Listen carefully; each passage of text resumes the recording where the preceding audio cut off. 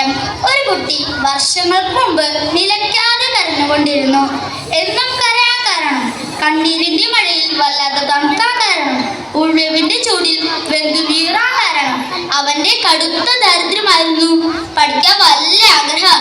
പഠിക്കണമെങ്കിൽ പുസ്തകം വാങ്ങണം. പുസ്തകം വാങ്ങാൻ കാശില്ല. ദാരിദ്ര്യം, കൊടിയ ദാരിദ്ര്യം. ഒരു കുടിലിലാണ് താമസം. ചോർന്നലിക്കുന്ന കൂരയിൽ ജീവിച്ചിരുന്ന ആ പാവപ്പെട്ട കുട്ടി, കുട്ടന്റെ വിളിപ്പേരുള്ള കുട്ടി, അവന്റെ കൂട്ടുകാരനായ സമ്പന്നനായ ബാബുവിനോട് പറഞ്ഞു, നിനക്കുള്ളൊരു ടെറസ് വീടാ. ഞാൻ ഇതുവരെ ടെറസ് വീട് കണ്ടിട്ടില്ല. നീ എന്നെ നിന്റെ വീട്ടിലോട്ട് കൂട്ടിക്കൊണ്ട് പോകണം. ബാബു പറഞ്ഞു, നീ ഒരു കാര്യം ചെയ്യ്. അടുത്ത അവധി ദിവസം അച്ഛനമ്മയില്ലാത്തപ്പോൾ ഉച്ചയ്ക്ക് വാ.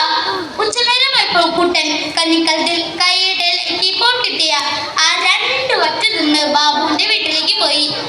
അവിടുത്തെ കാഴ്ചകൾ കുട്ടനെ അത്ഭുതപ്പെടുത്തി.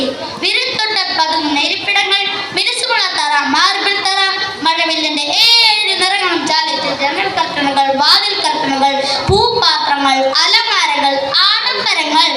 ഇതെല്ലാം കണ്ട് കണ്ണു നിറഞ്ഞ കുട്ടൻ താഴെ ഇറങ്ങി വന്നപ്പോൾ വീട്ടുമുറ്റത്തൊരു പട്ടിക്കൂട്, അതിലൊരു പോമറേനിയ നായ്ക്കുട്ടി.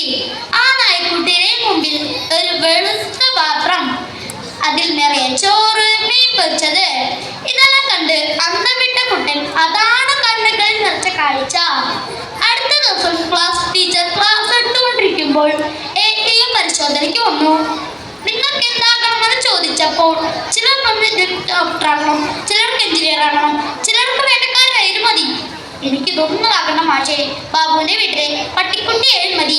ഒരു നേരെയും ആഹാരം കഴിക്കാലോ. കുട്ടൻ പറഞ്ഞു. ഇതറിഞ്ഞ കൂട്ടുകാർക്കും അധ്യാപകർക്കും സങ്കടം വന്നു. ആ സങ്കടം കരുണയായി മാറി. അവർ കുട്ടനെ പഠിക്കാൻ പുസ്തകം വാങ്ങിക്കൊടുത്തു. കുട്ടൻ പഠിച്ചു. പിന്നീട് ഉയർന്ന റാങ്കോടെ പഠിച്ച കുട്ടൻ ഒരിക്കലൊരു പ്രഭാതത്തിൽ ഭാരതം നിറയെ